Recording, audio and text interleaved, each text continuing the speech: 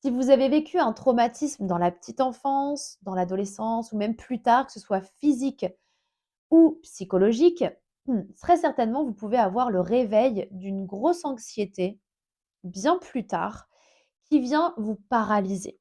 Et on voit que dans nos sociétés, l'anxiété est la maladie numéro un et l'infirmité numéro une qu'on peut traiter aujourd'hui. On n'a jamais vendu autant d'antidépresseurs.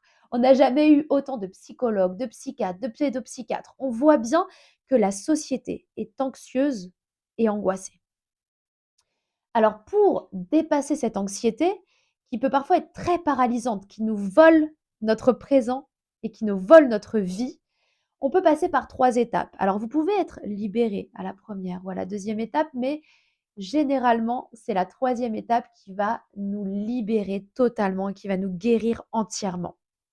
La première étape va être la connaissance de ce qui vous est arrivé.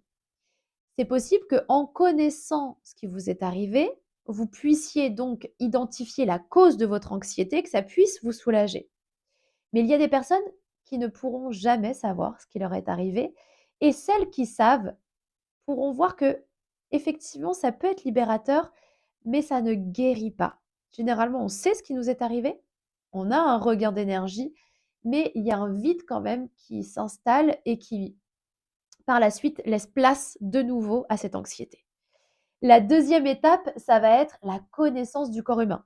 Vous allez comprendre ce qui se passe quand vous avez une crise d'anxiété, quand vous avez un mal-être.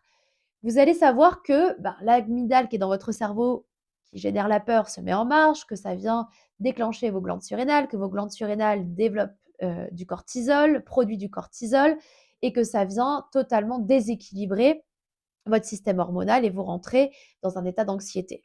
Ok, super. Donc dans ce cas-là, vous faites des exercices de respiration, vous pouvez faire aussi de l'exercice physique, vous allez rééquilibrer un petit peu votre corps, mais ça ne va pas être suffisant, ça va être passager en réalité. Vous allez avoir un soulagement passager, mais pas une guérison pérenne, pas une libération.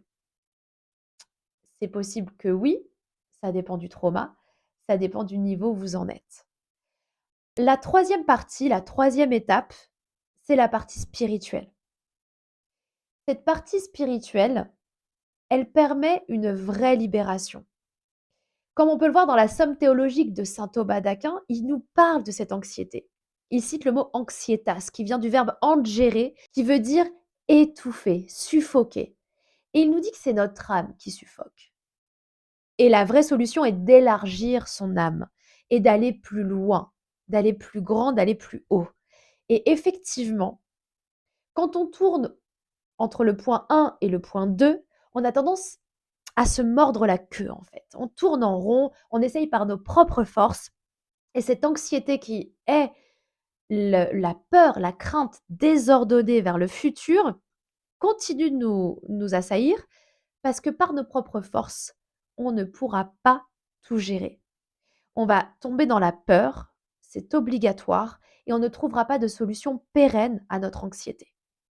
Le cachet va nous soulager, l'antidépresseur va nous soulager un moment, mais dès qu'il fera plus effet, l'anxiété va reprendre sa place. On va aller courir, on va faire un exercice, on va marcher, on va passer par le corps, on va soulager le corps, on va rééquilibrer le corps, et puis dans la tête, les pensées vont nous assaillir, et de nouveau, le déséquilibre va être présent. Donc cette recherche spirituelle, cette recherche finalement du Saint-Esprit qui vient nous guérir, nous libérer, nous donner une réelle paix.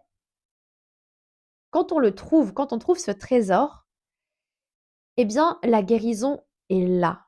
Elle se fait progressivement, mais elle s'installe. Elle est présente. On développe notre spiritualité et on comprend qu'on ne pourra pas par nos propres forces et qu'il y a une force supérieure qui nous accompagne et qui nous donne une paix si grande que quoi qu'il arrive, tout passe en réalité. Et que ce trauma, qu'on le connaisse ou qu'on ne le connaisse pas, est quelque chose d'ancien. Dans la Bible, on parle d'homme ancien, du vieil homme et du nouvel homme. Eh bien, c'est ça qui se passe. Quand on rencontre cet Esprit Saint, on abandonne l'homme ancien, le vieil homme. Il y a quelque chose de tout à fait nouveau. Il y a quelque chose de tout à fait frais. On a comme un optimisme qui réapparaît et toutes ces sensations physiques, cette anxiété commence à s'inverser. On commence à avoir un autre système dans notre corps. Ce ne sont plus les mêmes zones du cerveau qui s'activent et tout doucement, la machine s'inverse. Tout doucement, le cercle s'inverse. Et tout ça aidé du Saint-Esprit. Alors oui, on peut être libéré bien avant, tout dépend de ce qu'on a vécu, mais pour une vraie liberté, il faut agrandir son esprit. Il faut agrandir sa vision et trouver ce trésor qui est l'Esprit Saint.